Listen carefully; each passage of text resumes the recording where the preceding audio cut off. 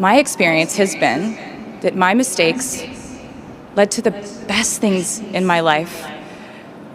And being embarrassed when you mess up, it's part of the human experience. Getting back up, dusting yourself off, and seeing who still wants to hang out with you afterward and laugh about it, that's a gift.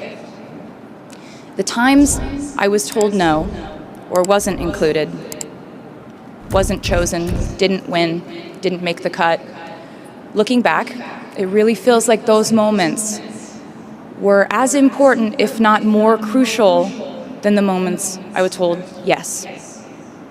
Not being invited to the parties and sleepovers in my hometown made me feel hopelessly lonely. But because I felt alone, I would sit in my room and write the songs that would get me a ticket somewhere else.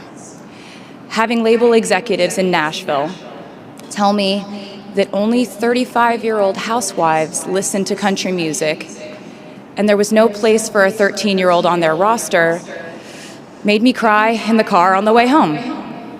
But then I'd post my songs on my MySpace, and yes, MySpace. And I would message with other teenagers like me who loved country music, but just didn't have anyone singing from their perspective. Having journalists write in-depth, oftentimes critical pieces about who they perceive me to be made me feel like I was living in some weird simulation. But it also made me look inward to learn about who I actually am. Having the world treat my love life like a spectator sport in which I lose every single game was not a great way to date in my teens and 20s. But it taught me to protect my private life fiercely. Being publicly humiliated over and over again at a young age was excruciatingly painful, but it forced me to devalue the ridiculous notion of minute-by-minute, ever-fluctuating social relevance and likability.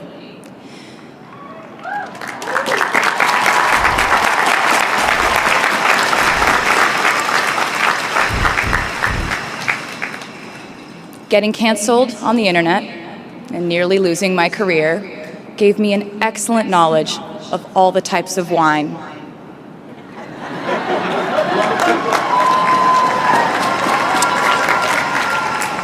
I know I sound like a consummate optimist, but I'm really not. I lose perspective all the time. Sometimes everything just feels completely pointless. I know the pressure of living your life through the lens of perfectionism. And I know that I'm talking to a group of perfectionists because you are here today graduating from NYU.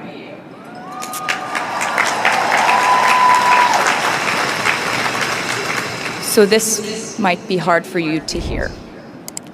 In your life, you will inevitably misspeak, trust the wrong person, underreact, overreact, hurt the people who didn't deserve it, overthink, not think at all, self-sabotage, create a reality where only your experience exists, ruin perfectly good moments for yourself and others, deny any wrongdoing, not take the steps to make it right, feel very guilty, let the guilt eat at you, hit rock bottom, finally address the pain you caused, try to do better next time, rinse, repeat.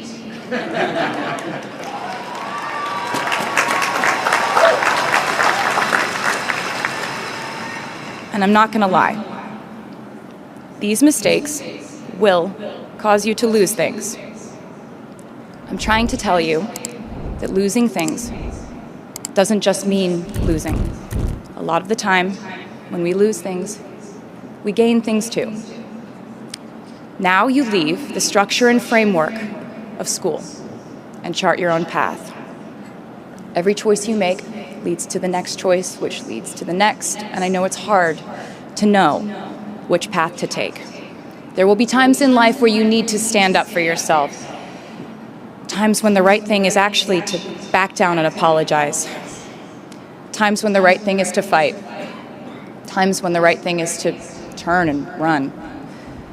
Times to hold on with all you have, and times to let go with grace. Sometimes the right thing to do is to throw out the old schools of thought in the name of progress and reform. Sometimes the right thing to do is to sit and listen to the wisdom of those who have come before us.